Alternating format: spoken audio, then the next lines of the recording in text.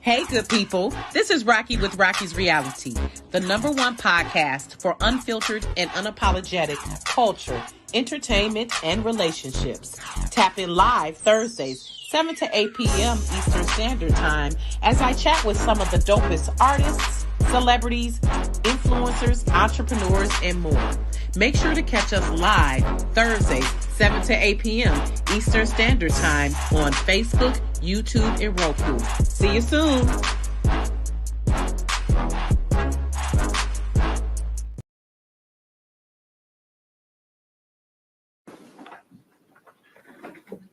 A paternal aunt and one from April Mannion.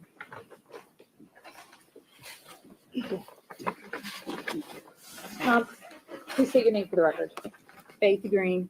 Okay. Go ahead, Your Honor. I'm not happy. I'm not satisfied with the outcome. There's no punishment that fits the crime.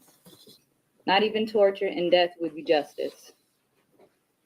Your justice will come when you burn in hell for all eternity for murdering 4 innocent children, all because you're insecure as a man. Plus the other 2 lives you took. You are a con artist, you are a monster, you are a devil in disguise. You are now forever exposed. I've thought over and over again what I would say, even though it doesn't even matter. First of all, I am not and did not and will not suffer like you intended for me to do. What you tried to do didn't work. I am and was a damn great mother to all of my children. I was their mother and father. I'm the one who took out the time with each and every one of them. I taught them how to do things as well as people in my family and friends. I taught Chadney how to treat a woman with respect, how to fill out a job application, mock interviews, how to pay bills, encouraging him to give his all in his schooling, producing movies, and his drawings. He was a great artist. He graduated from Specs Howard for digital media arts. He wanted to be a producer to make movies. I taught Kira to stay focused, aim high. I showed her how to drive, how a young lady is to carry herself in an orderly manner. Be all that you can be. Try out for everything that you're interested in doing. Pursuing higher education. We were filling out college applications. She wanted to be an OBGYN doctor. She was going to graduate this year from high school. I taught Coy to be open to new things like learning a new language, be confident in doing her schoolwork and in herself. She loved doing arts and crafts with me, letting her imagination run wild. She loved dressing up and putting on my high heels. She would make me laugh, looking at me over her glasses like a little old lady. She loved ballet, cheerleading, and planting flowers with me. My Kaylee had the greatest memory. She loved singing. She loved to carry her purse, which was always filled with hand sanitizer and lip gloss. She loved getting her nails painted and sometimes doing it herself. She also loved ballet and cheerleading. She loved balloons and playing outside. I taught them to be giving, loving, and respectful, to help others, to volunteer. They were not selfish children. Coy and Kaylee were learning about kids less fortunate than themselves. I took them with me to purchase items for Christmas and explained to them what we were doing to make them happy. I always encouraged them and told them that they can do anything they put their minds to do. Those are the lives that you took.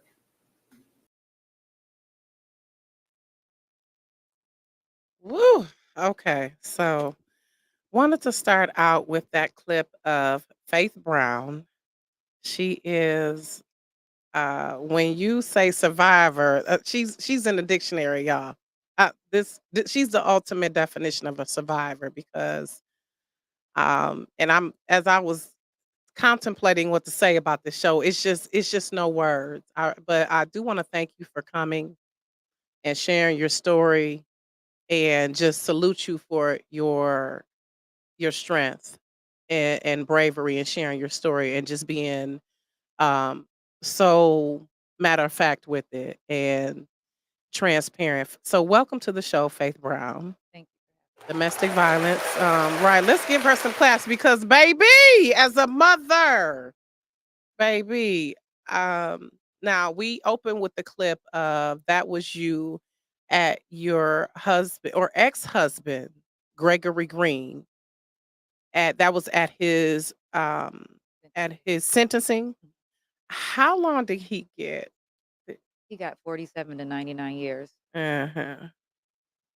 Ooh, I don't think that was enough though. No, That's it's just not. not enough. It's nothing. And it's like some of those things in life that it's nothing that could absolve that. Like, thank God for God because it couldn't be me.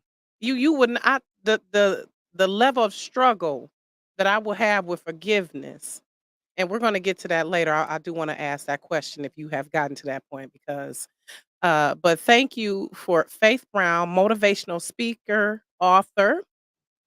Uh, she is an advocate specializing in empowerment, resilience, and healing, of course. She lost all four of her children, you all. Just to make it clear for those who are not too clear on the story, this happened in September of 2016. So about 8 years ago now. And every time I say this story, just the couple details, the four children murdered, people be like, oh, I remember that story because it's one of those stories that was just so harrowing and tragic. So, thank God your ex-husband is now in prison, hopefully for the rest of his natural life, and I hope it is not an enjoyable time for him there.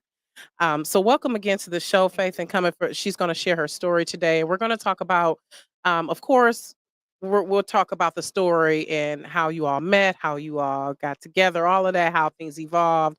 But also, we are going to move into where Faith is now, of course, as an author, as advocate, as a speaker. And then also we are going to hopefully get some tangible tips on how to prevent this from continuing in our community, especially with our young people. I see it's very prevalent. Intimate domestic violence, also known as intimate partner violence, is not a new thing. However, I see it in the social media era becoming more of the culture of relationships in a way. And it's kind of scary how some of our younger generations seem to just take this as part of a relationship, you fighting each other physically. So I want to bring on Cassie Jones McBride, and let me bring up her bio here just to give a quick snapshot. Cassie Jones McBride is an award winning community strategist and microactivist with a long-standing commitment to trauma informed care and social justice. Amongst her many roles and accolades, she serves as the board chair for Sisters Acquiring Financial Empowerment, whose focus is to support survivors of domestic violence to become financially self-sufficient. So, and many other things I know as well. She's also, I don't know if you remember me, Cassie, but I moderated a panel for Black Women's Roundtable a How can I couple years forget back. you? Of course, I remember you. Okay, Absolutely.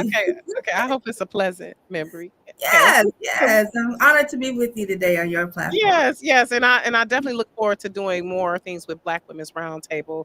Shout out to Tamika Ramsey and Ebony Taylor and all those ladies, Danielle Atkinson, so many of those ladies, those warriors on the front line. So welcome to the show and thank you, Cassie, for joining us. Thank you. Thank you for having me. I really appreciate it. I appreciate you being a part of this very crucial conversation. And so, as I was telling a friend that I saw in the store, I said, "Yeah, Rocky's reality. We have to get serious sometimes. It's great to have the celebrities and the music and the movies and all of that stuff, but I it's intentional that I use my platform to still inform and enlighten people. And this is something that we definitely need to. We know October is usually breast cancer awareness, of course, and salute to those who are survivors of that, but domestic violence is not something. And I noticed this the other day when I was watching the football game, how across sports and across different businesses, October breast cancer awareness, you hear it ad nauseum, but you don't hear domestic violence awareness as much. I don't hear that promoted as much. And so I wanted to take the opportunity to have that conversation. So just if you can, Cassie, give us a snapshot of your experience. So I have been the board chair of Sisters Acquiring Financial Empowerment for It's been nearly a decade now. And so we do focus on the fact that one of the least talked about reasons why people stay in situations of violence is because of economic insecurity, especially for your families. And so um, the economic portion of suppression is what SAFE focuses on.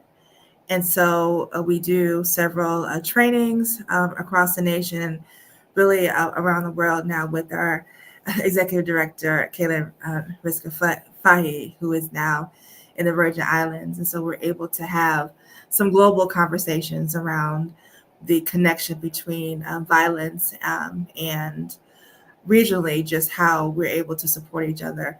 And it's really a conversation that is universal. That we do need to have more legislation that protects the people who are the perpetrators in violence. We also have to make sure that we are actionable in the way that we talk about domestic violence awareness. We always have the marches and these important conversations that brings to light that the need for us to center the victims and the survivors, but also we need to talk about how we have a strategy around how we can talk about victory from domestic violence and how families and people who are survivors can be safe in their homes and in their lives. Absolutely. And that's as a child welfare trainer, that's what we actually have a professional. I don't know if you're familiar with Dr. Oh my gosh, Umi Hankins Oh, of and course. Oh, yes, yes. yes. Yes, the And I'm trying guru. to think of Joyce. Oh my gosh, her last name is slipping my mind, but they're Yes. both long time educators on intimate partner violence, and they conduct the training for the trainees for the child welfare workers that I train. And that is always a huge discussion about when we safety plan, how can they get access to money, keep access to money, Mhm. and because you're gonna need money to escape.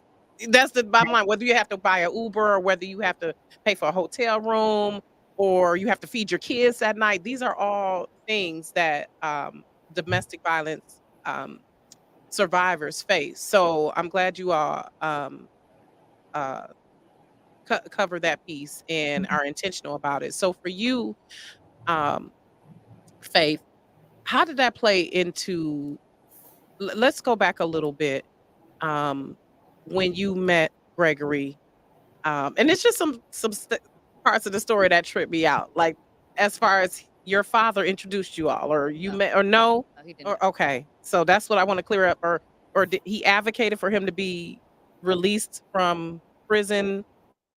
That I did find out that he did write letters. That was something I didn't know about until when I was in the hospital.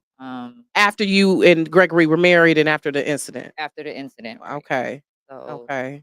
Because part of the backstory is that Gregory actually had murdered his first wife, and when she was 6 months pregnant. This was back in '91. He served several years in prison, and then members of the community and his family wrote letters to get him out. Your dad was a local pastor who were one of the people advocating. So how did you all so he got out because, of course, they were like, "He's a changed man." How did you all connect?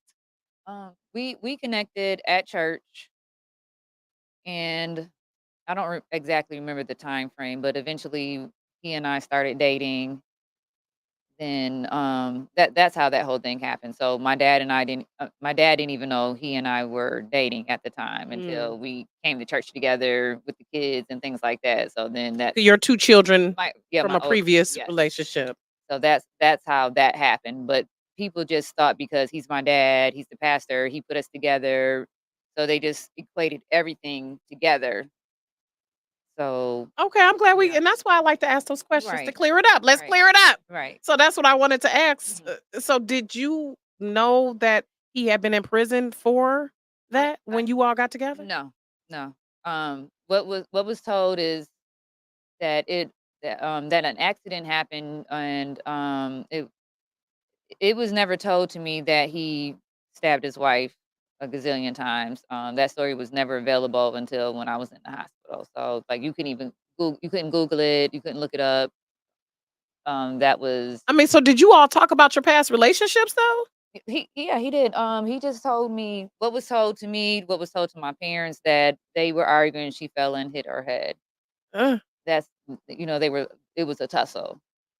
So that's the story that everybody thought had really happened, and the way that he portrayed himself, that he was this really good guy. And then also his sister, she's quite older than him. She's like a second mom to him. She always painted a picture like the ex-wife was the crazy one and things mm, like that. So I never really knew the full story. wow. So I had figured, since I had talked to my dad and he had some type of relationship with my ex-husband, I figured, well, if something was Was he giving a daddy stamp like your dad? You like my dad approved. So right. because from your So you right, from because what your bio reads that you grew up in a your really a strictly right. So if so you I mean so I went to my dad. So if my dad really saw something wrong, I trusted him. So I right, figured okay.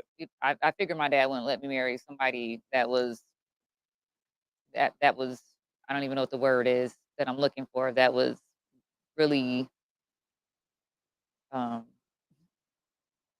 crazy, I guess. This Right, way. and obviously great at hiding it. Someone says narcissistic. Margot Right. McBride says narcissistic. Yes. Yeah. And thank you everyone for watching. Hey Yes. Carol. I just and I mean, of course, you can't. The thing is, and those of us who've been in relationships and know that when you are in love and when you are connected with someone, it's hard to see certain things and red flags, of course. So, as you all got married and you moved through the relationship, when did you get to the point? And then I want to go into that first step video where she talked about how first step. And Cassie, I'm guessing you had some familiarity with First Step Shelter, the TV show. Yes, absolutely, absolutely. Okay, so we're gonna go into the video where basically you were saying how they helped you pretty much get back on your Yes. feet after this. Um, first I want to bring up the picture of the babies. Can we see the picture of the babies? They are just beautiful. So your two oldest, Caden and Chadden, Chadney and Kara. Chadney and Kara, and Coy and Kaylee. Yes. Just beautiful. There we go. Yeah. Hopefully, yep, there we go. Make it a little bigger. Okay, and I'm actually a Specs Howard grad, by the way. Okay. So, I Yes. would have loved to mentor. Is it Chadney Yep. who wanted to? Chadney. Chadney Yes. wanted to be the director, and I could totally see him on the red carpet. Like he looks like a movie star. Yes. And he had Just, just started his business because he graduated for digital media art. So he was doing graphic I designs, love and he it. was also an artist too. Beautiful, beautiful, beautiful. So, I just gotta ask, Faith, what has it been like for you? Like it's no I had a coworker I saw a couple weeks ago and she said the day her daughter died, she said the day my daughter died is when I died. Like did you Yes. feel that way? Yes. Um, I felt like I died, and you're so numb. And I could say for myself, I just started spiraling out of control. I was on so much medication. I didn't know if I was coming or going. I can say the first few weeks when people would talk to me, it was like I couldn't hold information. I had to keep saying, like, what did you say to me? What did you say to me? And then after that, I moved out on my own, and that pretty much was it. I was just drinking on top of the medication, and I didn't care. Because you sustained injuries as well, Yes, where he shot you and and sliced your face, and yes, you got to wear this the rest of your life. Like, even though he did that to me, it never bothered me. I remember being in the hospital and someone was like, "Did you see her face?" And I was like, "No." And then when I did, I was just said, it will heal, right, because he took everything that I right. love from me. So I'm like, some scars and a being shot. I'm like, That's Right. nothing compared to the To your pain. 4 children that you Right, gave birth to. right. Oh my gosh. Like, do you have thoughts of killing him? Like, I gotta be honest. I would just be as a mother, I would want to kill someone. Like, that I is just You know what? I did before, but now it's like ooh. I don't even think about him. I don't know if that's just still part of the numbness. I don't even think about him at all. I just don't. Yeah, because I mean, and no need to, of course, waste energy on him because you Right. are moving forward. You're an author. Exactly. But I just wonder sometimes because I know we as humans, we have these thoughts and we're like, E- you know what, Lord, I every shouldn't be thinking that. I know you gonna handle Uh, it, Lord. every blue moon, I'm just like, ugh, like I want to Mm, say you effed up my life, right. you I could know, just stomp you in the head about eight you know. times right quick. Like, But I don't ponder on it. right, right. You can't. You can't. You got to move forward, and that's what we're part of the show is, as well. And so I wanted to ask Cassie, part of moving forward, because I'm sure you've met um victims. How many victims would you? Excuse me, not victims, survivors. How many survivors would you say you've worked with?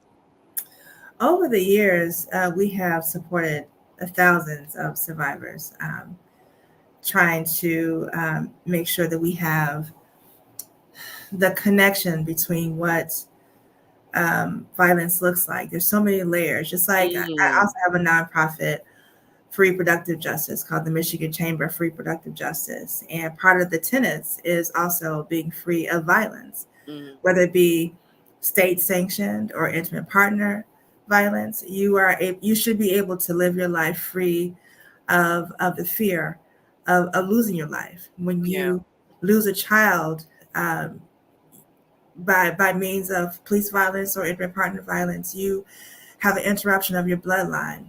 Mm, That is something that you did not desire for your life.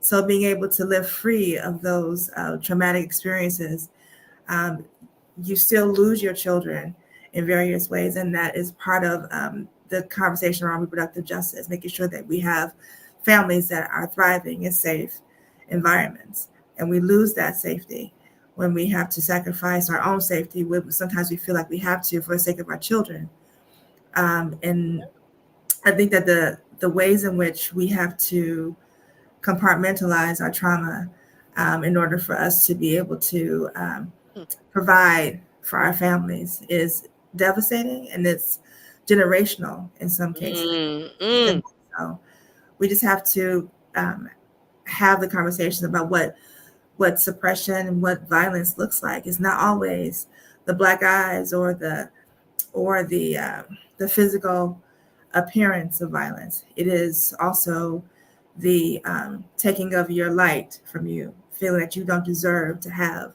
all the things that you deserve, making you feel like you don't have the right to your own body and your own agency. A lot of the unwanted pregnancies that happen within um, interpartner violence is because of suppression, where mm. you are forced to have children you are not wanting to have. Over 10 million statistically have been impregnated by their abuser, and they have Right. been able to actually have agency over their bodies. So there is a growing number of more deaths over time in Michigan specifically than what's reported. Um, there's been a decrease in reporting of domestic violence, but an increase of deaths. Mm, And so a lot of that increase of violence and intimate partner violence and suppression happened during the pandemic when you were sequestered in your homes yep. with your abuser. Child violence, domestic violence. I'm a child survivor. We are also victims and survivors of the trauma that happens in our homes. And so that rise of violence is nothing familiar to people who are perpetually in trauma. And as Black people, we have this perpetual sense of protection, and there's no sense of urgency where your life has always been geared toward protection and trauma. And so it's important to have agencies, conversations like yours, first step programs to be able to talk about how there's a connection between housing justice and intimate partner violence and survivors of domestic violence. I work also in housing justice. I work at the Ruth Ellis Center, and I'm a housing specialist there. So we have support for LGBTQ youth who are victims of intimate partner violence. We have people of trans experience who don't have the agency to be able to find homes because of their lived experiences and the discrimination they face in home ownership. And so that's another economic portion of violence that we don't talk about often. And so placing children and placing young people, sometimes with children of their own, in safe environments is something that I'm very proud to be a part of. But the economic justice also includes housing justice when it comes to survivorship of victims. You know what? I wish I had a bell to ding. Can we give some claps for Cassie? How she just broke that down so succinctly. See, thank you, God. And I want to say shout out to Jacquees Purifoy for recommending both of you ladies. So, Yes, yes, but and again, it's good to be reconnected with you, Cassie. And I'm definitely won't be the last time in this week please as don't. well. Please, But I love how you said compartmentalizing trauma yeah, because generationally that's what we've been taught, and it's all a cyclical effect. It's one Yeah. thing leads to the other. Right. You yeah, had a financial oppression, and then we have the issues with the housing, and that's why a lot of times when people say, well, why don't she just leave? Because she might not have the money for proper housing, or she may have the money but the housing is not adequate. She might not have a daycare plan. It's all of these different things. And I love how you said also, and this is why reproductive rights in this election year, you all, mhm, just by the way, um, uh, uh, Lord Jesus, please y'all vote blue in November, because this is why what we mean about reproductive rights as well. It's not just about abortion, but about access to reproductive care, Right. so that if I'm a woman forced to stay in a relationship, I'm not also getting pregnant by my abuser. And now I'm stuck even more because now I'm pregnant and have the physical, limitations of pregnancy, and also now I'm financially again strapped. But I love how you said compartmentalizing trauma, Cassie. Is that part of what you did and stayed in you with Gregory? Because I want to talk about how it unfolded and some of those things, as Cassie said, are not always so obvious when domestic violence is happening. Yes. And what Cassie said, compartmentalize. That's the word I was looking for because I was stuck. So that's something I definitely did during that time and after. I realized not too long after I married him, I realized it wasn't gonna work. But I had And already y'all were married about 6 years. About about 6 years, but we Okay. had separated for 2 years and got back Okay. together. But I Okay. realized after marrying him, it wasn't evident then, but it was for another reason. After, like, we were married about 30 days, and I was just like, "Oh my god, this is not gonna work." And actually, my sister caught him out with another woman. So I had just resigned from my job, so I was like, "Well, what am I gonna do now?" So the thing is, I'm like, Because he was supporting the household. right. Mm. So that was one thing. So I was like, "Well, my car is in my dad's name. I got 2 kids. I just had this, I got a baby now. So what am I gonna do?" So fast forward, we get past that. So that's, just well, with that, he would tell me things. Actually, not too long after that, he would do things because I was nursing Coy, because I'm like, I already nursed Kara and Chadney. I know what to do. I've been taking care of kids since I was 9 years old because my mom had a daycare. I got 4 older siblings, and Mm. they have children. So every time she would cry, it was like, nurse her, give her some milk, do this, do that. And then it was like, he would tell me, if I leave the house, I got to take her with me because we live with my parents. We were saving money to move into our own house. So he would tell me every time I leave the house, I got to take her with me, or I got to do this, or I can't leave her. Then he didn't want me what I'm saying? He didn't want me Right, doing another things. form of suppression, right? Repression, right? Right. Then Using the children to, right, yep. right, and then I felt like I believe I had postpartum at that time too, and then he was talking about he wanted to have another child, and I was like, "Oh, no." I'm like, she was only a few months old. I'm like, I'm like, I'm not about to get pregnant. So it Mm. just, I know things just weren't right. So then in my mind, I was just like, well, I'm gonna just look for a job, but at that time went on, and that's when I found out I was pregnant with Kaylee. So then I was just like, well, that's not gonna work, because I was actually in my mind thinking like I wanted to leave him, but I was like, well, I'm stuck now. And then we were getting ready to move into our house. So, like you said, you feel trapped. And then I'm like, I got 3 kids now, another one on the way. Yeah, absolutely. And now you know what? And this is your situation, Faith, is as a social worker, how I learned how in my own life I had to be careful if I want to have children. And be ready because I worked with so many families and so many women who they wanted to leave their situation, but they couldn't. Because as Cassie stated, I'm protecting my children. I know my resources are limited. Sometimes feeling embarrassed too. Yep, that. Going to people saying like I'm in too deep. And also, as you said, Cassie, we are conditioned to protect and to, keep it moving. Because as you said, we got through that. We say that, oh, we got through that, even though we're still traumatized from a lot of stuff that we got through. Right. So I want to go into ooh, this is heavy, y'all. Let's take a breath. Jesus. It's out of oh, bless you. Bless you, Faith. Oh my gosh. I just as a woman and I just give you your flowers for what you're doing as a woman and a mother because I am a straight mama bear about my kids. So I could not imagine um and I just pray that God replaces all that was. I know nothing can replace your children, and that's the thing. It's just you just learn to, as you say, get through it in a way because grief is just an ongoing thing, Yeah, and you losing learn, a you child learn, is you yeah. learn to cope. You Yeah, I learn to mean, cope best you it's can. no, it's nothing to be like. It's one of those things that you can stick a pin in and be just over it. It's just so. But I do want to move on to discussing some methods that you've used, some resources. Um, for those that can be contacted anonymously and that are offer tangible assistance for people because again I know it's happening in all age groups but I'm really concerned with as our younger. Do you see this, Cassie? Do you see this as a trend with our younger people with intimate partner violence being just like normal now, normalized? Oh my goodness. Absolutely. There is so many like reality shows that's based on how you can survive physical altercations with other women and also challenging men to do the same. Um, it is so, we used to not ever see this type of thing in our like lexicon. Like we don't see it.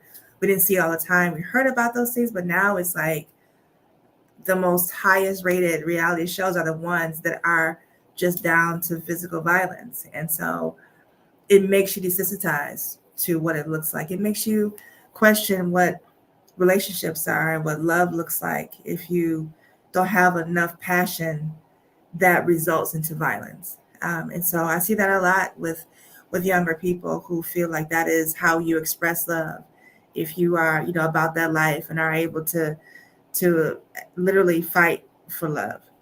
Right, crazy, just crazy, and it should not be that way. And that's a whole nother conversation of how culture has devolved. And that's just one of the ways, Jesus, on which y'all normalize as love and affection and respect. So let's get into the video. I want to watch a portion of This Is Faith discussing how Can I first say step. this? Go Can I ahead, say one Cassie. thing first? I just want to lift you up, Faith, in this moment because I just was reminded that faith is evidence of things unseen, Okay. and the fact that you are the physical representation of what people are trying to get through and get to. I thank you for your courage and for you being able to turn your trauma into power. I'm sorry for all the losses you've suffered, but I'm really grateful that you're able to use your voice to help support other people in this way, however you're able to, with your writings or with just your lived experience and with your physical being on this plane. I'm just grateful for you being here. But go ahead on. Absolutely. Amen. Listen, I love it. Church up in here. I appreciate it. And that's part of why I'm glad you joined us, Cassie, because I do believe, we have to lift each other up, and the more we have, it definitely take a village. Yes, Kara, as she says, thank you for your courage and your voice to support others. Because do you know how many people have endured who endure in silence, just suffer in silence? Yeah, and it's the I think weathering. I think as women, all of us at some point have suffered in Yeah. silence as women Absolutely. Yep. And in some shape or form, whether it's intimate partner violence or something we endure at work or amongst friends or our own internal stuff. We suffer in silence, right, and we got to encourage each other not to suffer in silence. right. And I've seen that so much. I grew up seeing that, maybe not physical, because my cousin wasn't physical, but mental, verbal torment. Just seeing that in my own home to some extent. So Between your parents, between my parents, okay. um, it's changed a lot, but just the interaction, my dad, being controlling, not really allowing my mom to talk or express her feelings, things like that. There is still some things there, but I guess it's a process to Hmm. change. That's what I was going to ask. What is your relationship like with your parents now? Your dad specifically. Honestly, it's been rocky. It's been rocky because the way I grew up, I didn't come from a home where we really talked a lot and things like that. I always suppressed my feelings.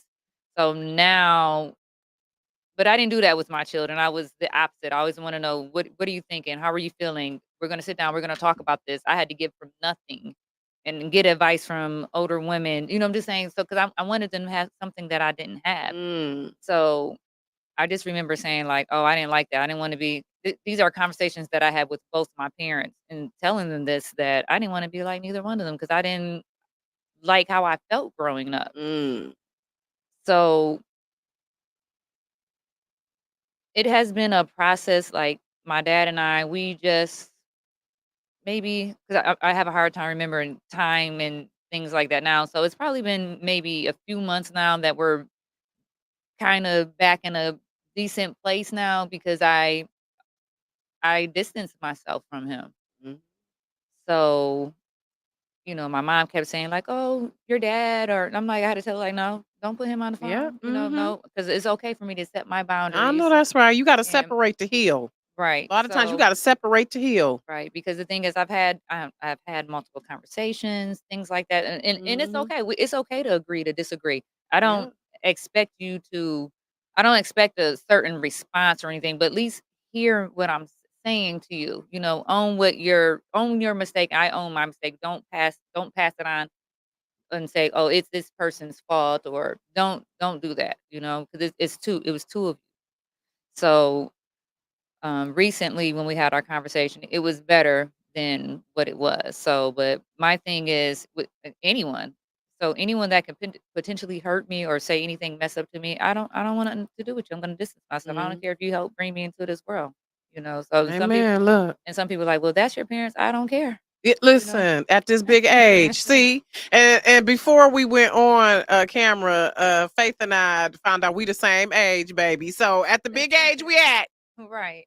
listen, you gotta go, whether you family or friends, and that's what we've had Right. to learn because it's time out for compartmentalizing trauma. Right. Like that's over with, and that's what you have to learn.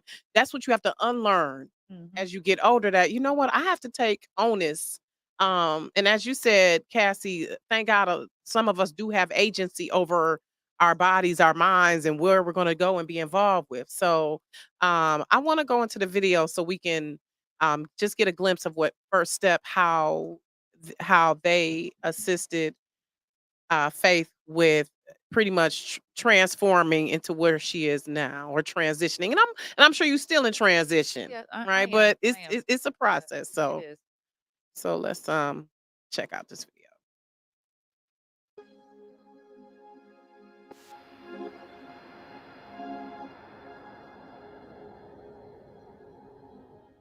My ex-husband was served divorce papers, and we were still residing in the same house.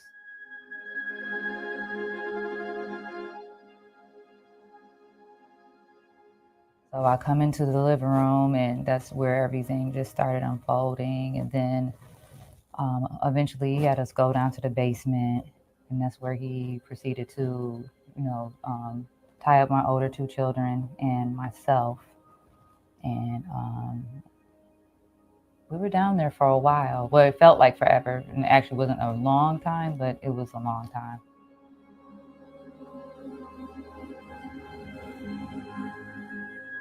After, him tying us up, then he proceeded to murder my older children. And then that's when he shot me and cut me.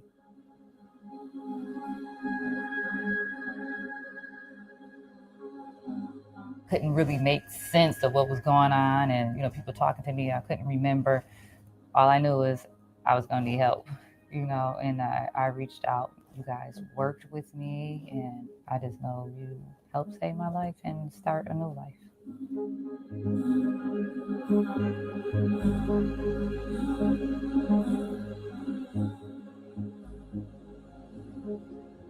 At First Step, I explored counseling. I never felt rushed. I never felt bad about anything that I shared.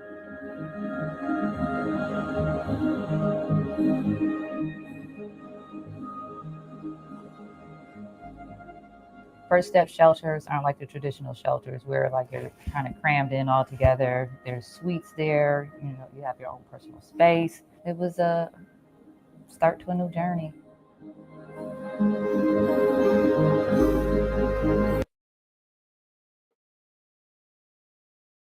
Okay, so woo, so I see that First Step says when is and you all can go to firststep.org, I believe is their website.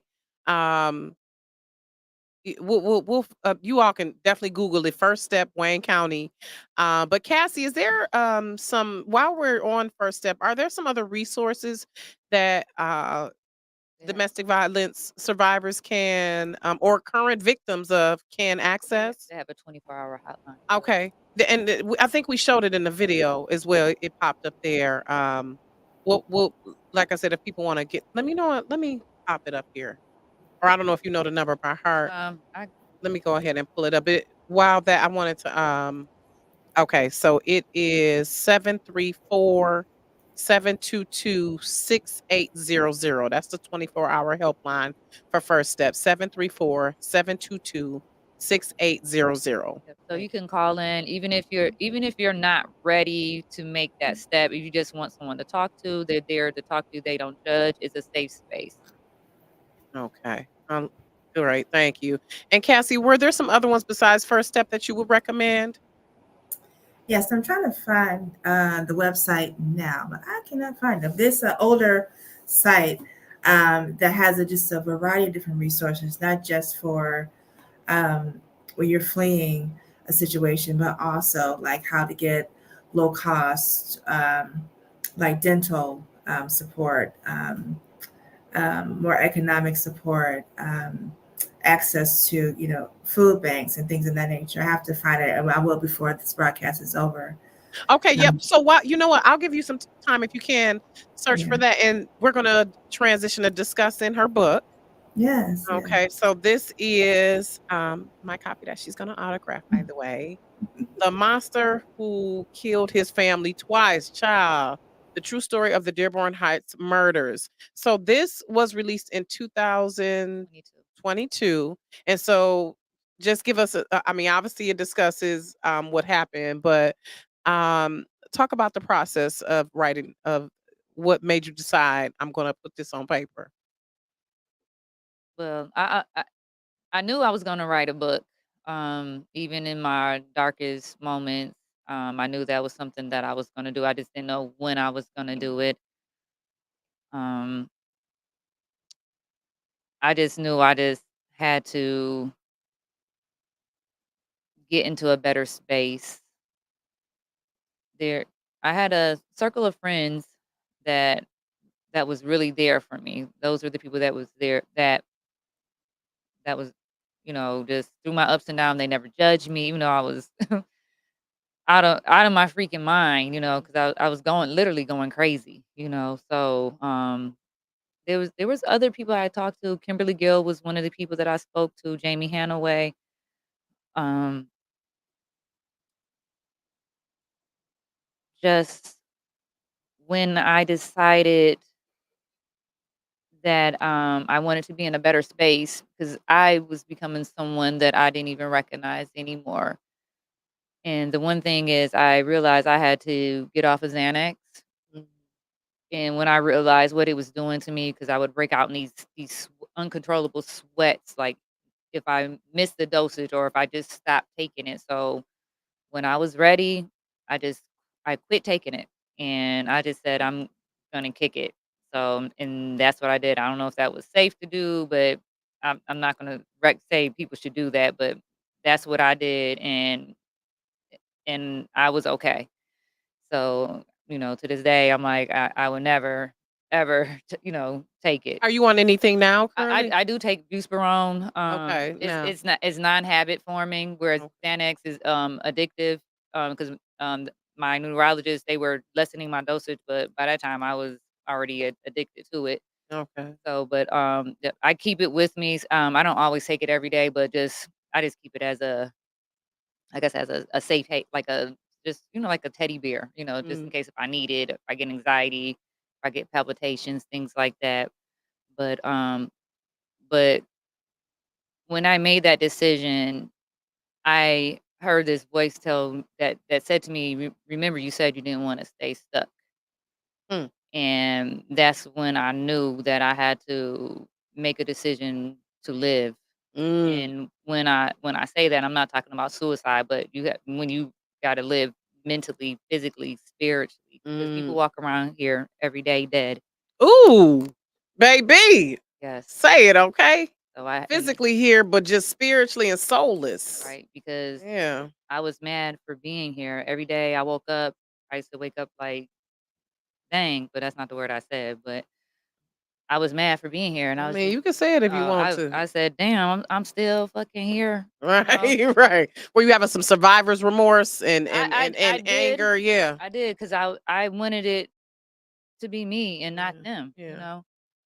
Because as a And mother, you feel so responsible. right, Like it's we already feel guilty when we give them the wrong juice or the right, wrong, you already exactly, feel bad when they act exactly, up in school or something. right. And that's what I was gonna This say is earlier because the thing is, even though I knew I couldn't save them, as a parent, you still feel like I should have saved them. But there yeah. was Yeah. there was nothing I could do but buy us time to live a little bit longer before he did what he did, and I had no Yeah. idea what he was gonna do. Mm. So, but once I made that decision that I wanted to live and walk in my purpose, because I always knew this was my purpose, but I didn't want it like this. But Mm. Mm. but I'm walking in my purpose now, so I'm here and I'm doing it in honor of Chadney, Kara, Coy, and Kaylee, and for all the other unspoken voices, and for the women out there that need me. I'm here to show them that there is hope and light at the end of that dark tunnel. You can still live, even though you feel like everything has been taken from you. I'm living proof of it. Yes, So you are. it's not Yes, you are. easy. I still have ups and downs, and because I have birthdays back to back to back, and Mm. sometimes it tears me up. But And I'm sure seeing like other people's first day of school pictures for their children, like I could just right, imagine all the stuff as a mother, like right, thinking about I'm missing their prom, I'm missing right, their high school and right. graduation, their the children they may have had. Like Right. And so it's just, how in my impact statement, how it was supposed to be my daughter's senior year. See, I'm a planner. I had started getting stuff for her, you know what I'm saying, for like for her open house, for her party, like when she yep. graduated and stuff. So I started buying stuff already. And then I just got approved to get her a car. So Mm. things like that. I was just getting ready to pay her senior dues and pictures and things like that. So, so that was so This was heartbreaking. Kara, Kara, yeah, Kara, Kara, yep, so Kara. I never got a chance to do that, later I Mm. got a chance to do it from my niece, Mm. the prom send off, but so it was just heartbroken. And so the thing, sometimes what I still go through now is like, I'm not going to be a grandmother. So, but then I have to tell myself like, I'm not going to entertain that thought, so that's like the most disheartening thing now, so Are you in therapy? yeah, I still go to therapy. Okay, No, 'cause so yeah, so baby. Woo! that was another thing I was going to mention because when we talked Woo! about the counseling, so and that's one thing I do tell people when I'm talk, even when I talk one on one, even when I do my speeches, I tell people get in therapy, and I Mhm. tell people I probably have to go to therapy for the rest of my life, and I'm Oh, okay, okay. and I'm okay with that, and Yep. I'm okay with that. So because the thing is, it's already hard to grieve one, but how do you grieve four all at once? So it's like sometimes you feel like a basket case because you're up and down, but it's okay. And take that time to grieve. And nobody can tell you how to grieve. Mhm. They can, unless somebody has lost a child, they can give you some advice. They can maybe, um, what's the word I'm looking for? They can sympathize because they've been there with you. Mhm. So, but other than that, you have to do what's best for you as long as it's healthy. Yeah. All right. All right. So, The Monster Who Killed His Family Twice is On available Amazon. on Amazon.com. Okay. And you are working on a second book. Yes. And that is going to be about what? That is going to be about red flags, things that you go through when you're grieving as a parent that has lost children because people on the outside are not going to understand like why you're doing the things that you're doing. And also it's going to be about hope and light at that dark tunnel. Mhm. Okay. So, let's talk about some of the red flags. Some of the red flags are mood swings, gaslighting, tormenting, sleep deprivation. Um, I don't know what this one is really What do you mean called. by sleep deprivation? Because he would wake me up out my sleep, like wanna Oh, argue with me or, okay. Why you girl? arguing Oh with my God, me that would or, I know that pissed you off. Like you about to wake you waking me up to argue. yep, so and then the thing is Whew. when I went because I worked midnights and keeping me up, not letting me go back to sleep. So, because I would get the kids off to school, go to sleep for a little bit, because the little one went to school till, like, about 11:30, so keeping me up that whole time, so by the time I gotta go and pick her up from school, then I'm not sleeping because then I gotta make her lunch, and then by that time, it's time to go get the middle one from school, and then after that, it's time to go get the other 2 for school. Just keeping me up, Mhm. and, that's a form of torment as well. Yeah. One time I had to go my son had bought me like a three-seater swing outside, so one time I had to go out there and sleep on the swing, and one time I had to go sleep in the car because he kept bothering me, wouldn't let me sleep, just I don't know, it didn't even Yeah. make sense, I can't tell you what it Right. Yeah, I was, get it. Okay. or taking things away from me and giving them back, like, he took my rings one time, he wanted me to beg from the back, and I was like, "I'm not doing that." Right. Other signs were, taking my daughter's doorknob off her room door. Oh wow. Yeah, he always picked with her, and then he always picked with the baby girl. I don't know why, I can't give you an explanation. Wow. I don't things like that. Wow. Wow. Taking money away, not giving me access, things like Right. that. Yeah. So, Cassie, what are some things that were you able to find the website, Cassie? As I found a few sources, but I also want to just add to what Faith was saying about how um, that looks, when you are having red flags. But sometimes the red flags feel good to you. Like you don't understand that is like the road to isolation. Like saying, for instance, I'm the only one that understands you. You feel comfort and protection in how he treats you. Let me go ahead and take care of all your bills. Let me go ahead and put everything in my name and, move you far away from everyone. That is the building blocks of isolation that allows you to not then have a way to access resources on your own. You have no way to start to find your social security number or your birth certificate when you're trying to get and start your own bank account, things of that nature. So the way in which it appears sometimes feels good to you. Sometimes when you see him acting out or see them acting out, it could be, you know, the gender expansive identities also suffer from domestic violence. Um, your partner may be really, you know, you don't see it as violence. You see it as Bravada, his machismo. He's aggressive, macho. He's a alpha male. alpha male, or passionate. They may say, Mhm. you're very passionate about how you love me, by Mm, like making sure that you beat down the person that's looking at me, mm, or mm, not wanting me to go to the store by myself because you want to go with me to protect me. mhm, So all those things that you may feel like is love is really suppression, and is really taking the mm. agency from you. In a way of control, means of control. Yeah, absolutely. And Because then we the whole power and control thing with domestic violence that's as what well. I'm going to say. Yeah, it's a power and control wheel that Right, we I was look gonna say, at the Google that. Yeah.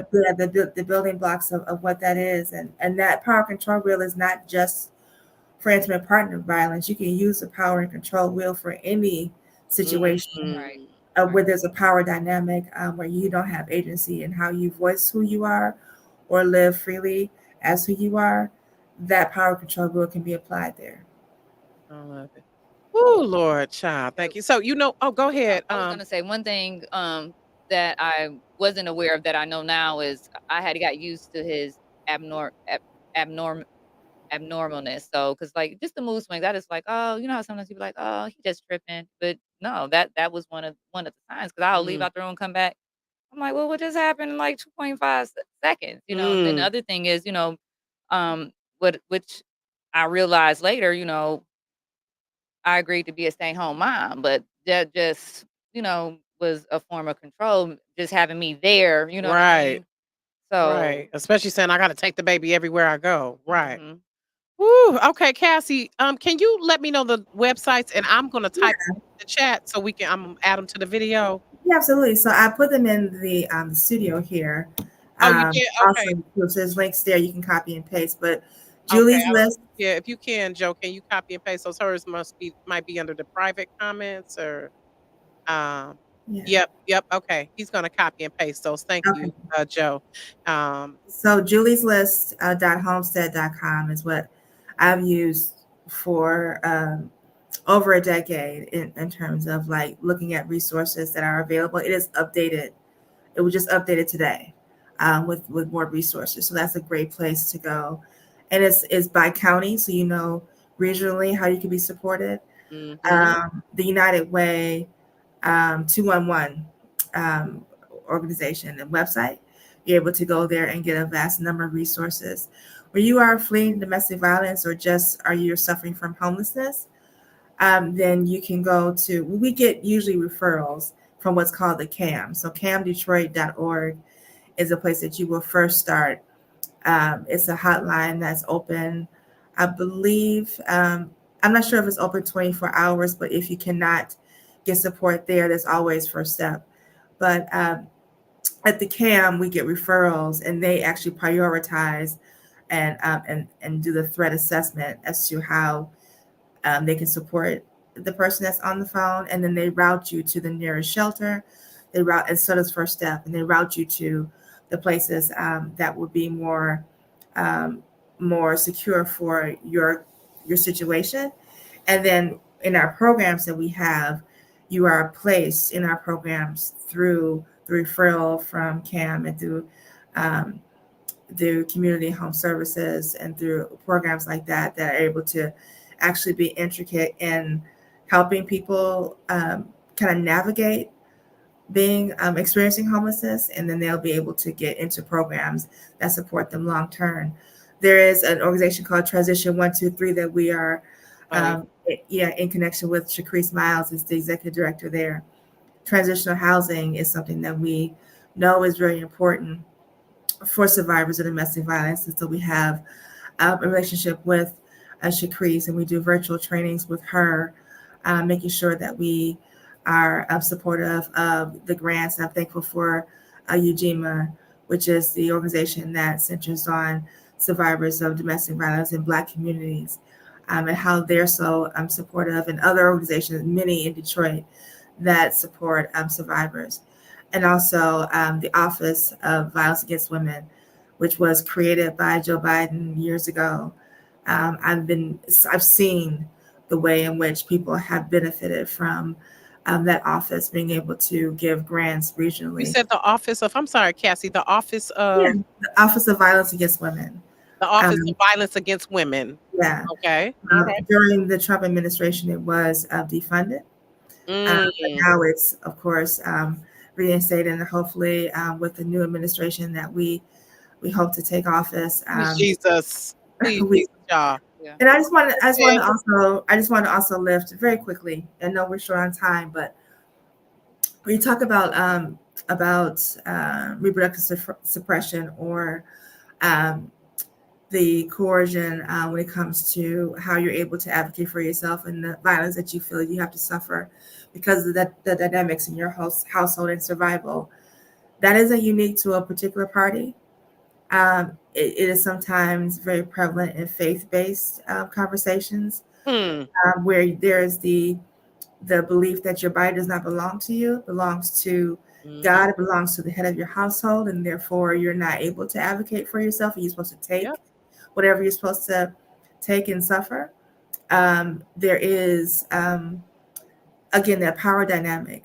So it's not, I want us to remember that although we have people that are on top of the ticket when it comes to our voting engagement, that have a particular position about making sure that the most vulnerable are supported, there are also people that are on the other side, that you believe is also a part of the conversation, a protection, that also hold true to some of those same values. So we just have to make sure that we, in our voting, and I want to encourage everyone to vote and vote your interest, and just know that you have to hold people accountable, even though they have a platform of equity. It may not be equitable if we're not at the table, and people like Faith need to be informing legislation that is in continual um, protection, that will put the guardrails of care, because we know that no legislation will save us. No legislation ever does, but we do know that we need to have guardrails, that we have some remedy when harm happens, and so we need people closest to the harm to be able to inform what that policy looks like. Awesome. Awesome. Thank you so much. So, and we put a number of um resources in the chat for everyone watching and who's going to watch the replay. But I want to thank you. Thank you, Cassie. Just a wealth of information. I'm so grateful. And this is what I love. It gives me chills when we have these type of shows, because I know that it's going to help someone. I know it is. And Mhm. so I'm so grateful for how you succinctly analyzed and broke down the situation and given us some tangible resources and ways and things to be aware of. And of course, Faith, I thank you for your story. This is not goodbye. This is see you later. Please know you're a friend of the show. Let me know when that next book coming out. If you need a copy editor, shameless plug, Thank by the way. But thank you to Cassie Jones McBride and everyone who is watching. I hope this is something that's been helpful to you. Please share it with someone who may need it, or if you can assist them with resources, accessing those resources, please do so, because it definitely just still takes a village mentality. And this is something that is a lot of times swept under the rug, and we just normalize it and don't talk about it. But it needs to be brought to the forefront, because it's part of the breakdown of our community and of our families in our community, in our society. So, but thank you everyone for watching Rocky's Reality. And again, thank you, Cassie and Faith, for joining us. We will all see you next week with producer, director, and manager Big Von. All right, have a good night.